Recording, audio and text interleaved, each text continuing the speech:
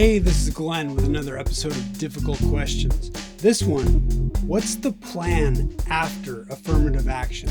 So now that it's gone, what do we do for success? Because it was a leg up and people politically talk about the goods and the bads of affirmative action. And in the 80s, I remember affirmative action, but then I remember people stopped talking about it. And I often wondered what happened to it. In my experience, this country is about what you can get. And so what I see affirmative action as being is it's an opportunity for a certain people that come from a certain background to get something that they didn't have access to.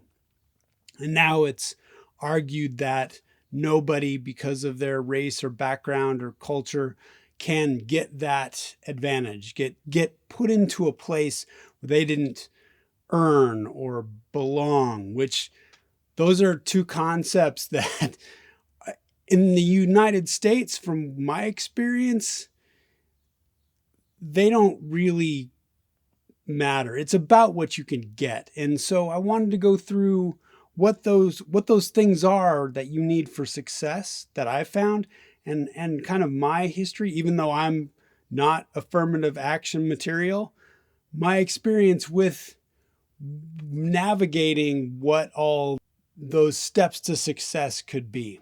So the way I've broken it down is you need brains and you need drive. That's a personal thing.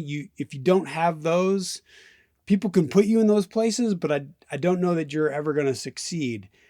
And so let's just say you need those two. You need brains and you need drive. You need the intelligence to push forward, and you need the drive to push forward in whatever strategy. Then it helps to have the training. Training could be social training. These people act this way, so I should act this way among these people to make them feel comfortable. Or it could be education.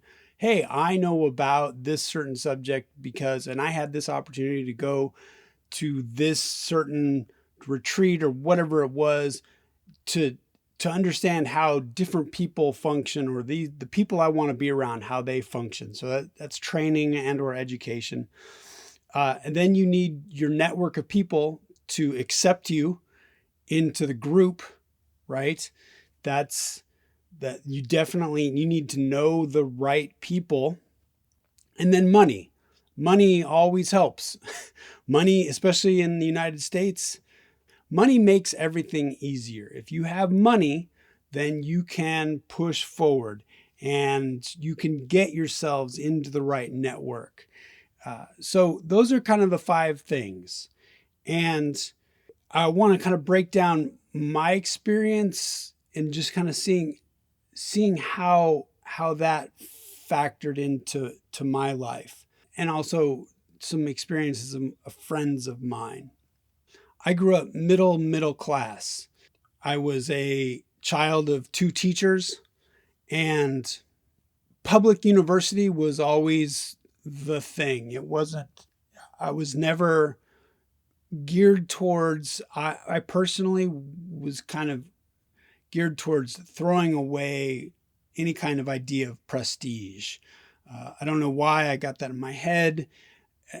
Some people gravitate towards finding places, going to schools of prestige. I wanted to just learn, and I didn't care where I learned it from.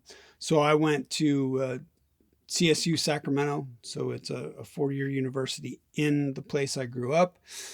I went for the program, and it wasn't necessarily the prestige of that program. And then I went to graduate school in the Midwest. And again, people outside of the Midwest hadn't really heard of that school. And I went for the program. So when I started teaching, and I started teaching at universities early. I was in Las Vegas and was in the right position, the right time, and I was able to to teach at UNLV, but I was in Las Vegas. Again, it wasn't like I was going to Yale for Yale's sake. I was going to Harvard to be around those people that go to Harvard, or USC for USC, whatever that prestige was, that brand name. I didn't go for the brand name, and I wasn't teaching for the brand name.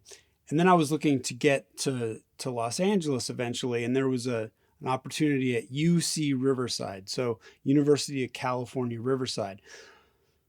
And in the public school system in California, you have prestige-wise, you need to get into the UCs, take more of an academic route. You need better grades. You need more extracurricular activities to get into the UCs than the California State University system, which is the one I went to undergrad in. So now I was going to teach in, prestige-wise, a system that was above, right? You had to be smarter, you had to be better to be into. And it was this chasing prestige, but it was a UC that wasn't UC Berkeley, the first UC, and it wasn't UCLA. There are 12, I think, UC schools, and it was UC Riverside. It was down. It wasn't even another coastal school. It wasn't. It was down in prestige, and it always wanted to fight for prestige, but it didn't have that. And the place I went to teach, the department I went to teach in, they actually needed me to teach subjects that they didn't have a full-time professorship for. And the dean accused the chair of the department of sneaking me in the back door, because I was young teaching, and I was about teaching the subject and the accuracy of being a good teacher, but I had no national reputation. I had no prestige. And UC Riverside was always looking for that prestige. When I was teaching there, I was always first a staff member, and then I taught. I was not a tenured faculty, which is, again, in prestige, you're always fighting. So I remember teaching there, and I was listening to some political debate somewhere, and I was talking to my supervisor, and I said, how do I get in the room to make decisions? So let's say being a political leader, being a national political leader. And he just said to me, you missed your chance. You didn't go to Ivy League schools. You didn't go to any of those high brand name schools that allow you the prestige to get in the room with the people that are already making the decisions that then allow you to make those decisions. So he said, your decision to not go to a high prestige school automatically blocked you out of ever making those decisions with those high prestige people. Now, there are ways to navigate that after your high prestige brand name school, but it helps. I know now down here in Southern California, stereotypically, the writers that write for the larger networks are all from Ivy League schools. They use that brand name stamp. Daniel Tosh had a joke about that, how the people, his employees, actually went to brand name schools. He went to some Florida State University or University of Florida, but he also chased that prestige in that he was a stand-up that got a show on the brand name Comedy Central, and Comedy Central was writing high prestige after Dave Chappelle's show. The Chappelle show is, oh, there's another great Comedy Central. There's a great comedy show, and it's from Comedy Central. And so they're riding this wave of prestige, and then Daniel Tosh gets this clip show on Comedy Central. So now he's prestigious, and people see him. And so you're always fighting for prestige, for that marker of whatever it is being cool. So people will gravitate around you. So, all right, I can't get in the room because I didn't go to Yale, I didn't go to Harvard. And I was a staff member at UC Riverside. And I thought, well, and I didn't like the politics of it. And I was allowed into the faculty meetings, but I wasn't allowed to say much. And I thought, well, I don't like being a second class citizen. If I have to teach students, I should get a say too. And I want to be a real boy, I'd call it. So I started looking for full-time tenured faculty positions. And I found one at CSU San Bernardino. So again, I went to a CSU in undergrad, and now I was looking to step down from a UC and teach at a CSU, but it was a tenured track position. So again, you're fighting this prestige. Oh, tenured track, someone bought into you and what you do, but it's at a CSU. And CSU San Bernardino, again, not CSU San Francisco, not CSU, whatever it may be, these higher profile CSUs. It's in the Inland Empire in Southern California, impoverished student body, second class citizens, right?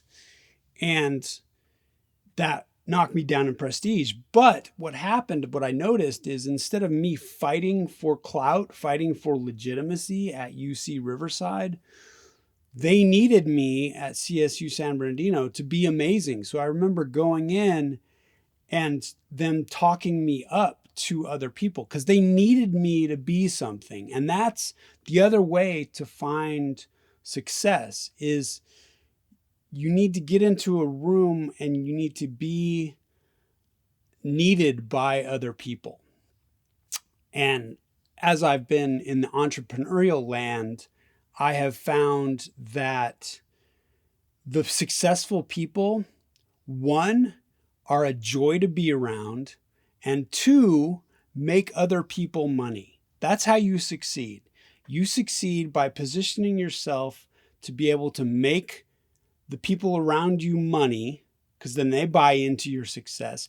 And if you are a fun person, a gregarious person, a neat person, an attractive person to be around, they want you around as well. It's part of this prestige, it's part of this clout. And attractive, it could be physically attractive, it could be just a fun person to be around, a good party person. I don't party, I'm no fun, so I can't get into that prestige club.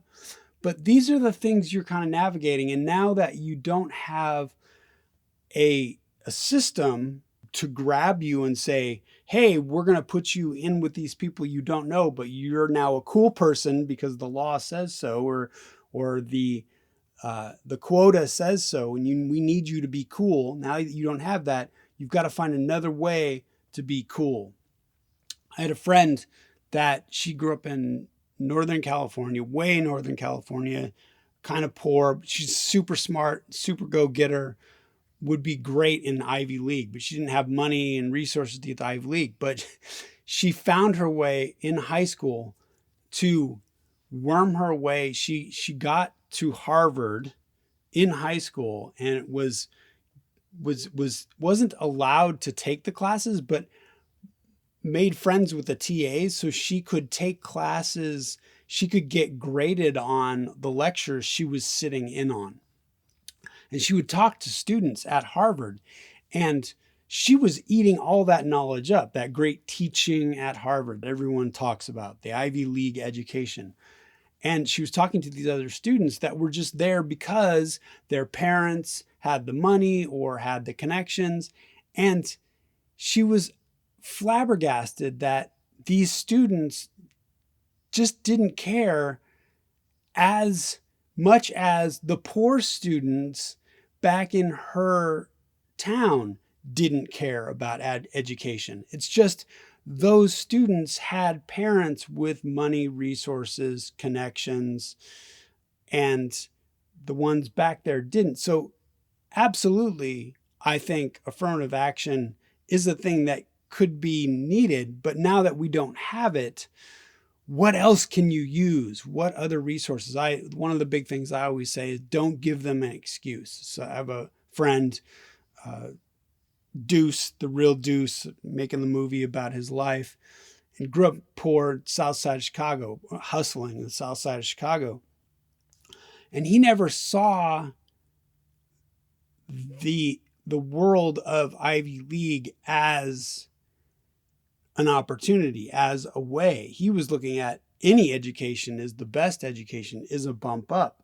Well, how does a guy like that get into making decisions? And a lot of your upbringing is the confidence to make those decisions. I don't think he was given the confidence to say, no, I want to be in that room, and I can be in that room. However, my friend from Northern California, she had the chutzpah to, I think, decide, hey, I could make those decisions. I want to make those decisions. So what is that thing in you that gives you the confidence to get in the room, to get to the next step? And this is a country where once you can find your puzzle piece of how you can succeed, you can make it work. Now, that's not to say it's given. It's very hard. It's a lot easier for people that already have those things that fit. But what can you find to look for those puzzle pieces of prestige, of education, of your network, of training, of money? I was listening to that documentary about Clarence Thomas, and it was interesting to me because arguably someone that knocked down affirmative action, he was a Black Panther in the 70s, but the documentary talked about how he realized that was going to get him nowhere. To be a revolutionary was going to get him nowhere. Now, it's good being revolutionary. It makes revolutions happen, but you're a sacrifice to the people that come after you because you're not going to succeed as a revolutionary. You're going to be labeled a terrorist. You're going to be jailed if you're lucky, killed probably. So he decided, this is not for me. I want to actually succeed. So he started he got a law degree from a high prestige university, but he was Black and he wasn't getting the high prestige jobs after the law degree from the high prestige university. So he started figuring out politically who he could hang out with and be useful to. And that's how he jumped into being successful. And he started being groomed for a Supreme Court justice spot. At the same time, you have, let's say, a Hunter Biden, where your father is the president of the United States, has been in active politics, national politics, since you've been born, but you are a major screw up. You've been given every opportunity to succeed, and you are just screwing up at every point. And it's not fair that we have the Hunter Bidens out there, and it's not a political Democrat versus Republican. It's not fair, but it just happens. That guy is going to get the opportunity for higher paying jobs because of who his dad is. That's the way it works. And it sucks, but what can we do about that? I don't know that we can do anything about that. But you as a useful person, or as a person with drive and a person with intelligence, how can you navigate to succeed and not worry about what Hunter Biden has been given and what he's thrown away, or what Clarence Thomas gave up to get to the position he's at? My supervisor, the same one that told me that I had given up my opportunity to get in the room to make decisions, would always say, make your own deal. Worry about your own deal. And I think that may be the clue, the clue of what the plan is after affirmative action. So what's your deal? Out of drive and intelligence and money and training or education and your network, how can you get yourself in a position where other people want you to succeed because you make them money or give them joy? How can you do that? And I think that's what we need to focus on, because the system will always be the system, and then you only have your single life. So you have to know the system and navigate the system and work with it or against it or around it or whatever it may be What do you think? What is the plan after affirmative action? What are you going to do to succeed? Does any of this ring true to your life? Thanks for listening.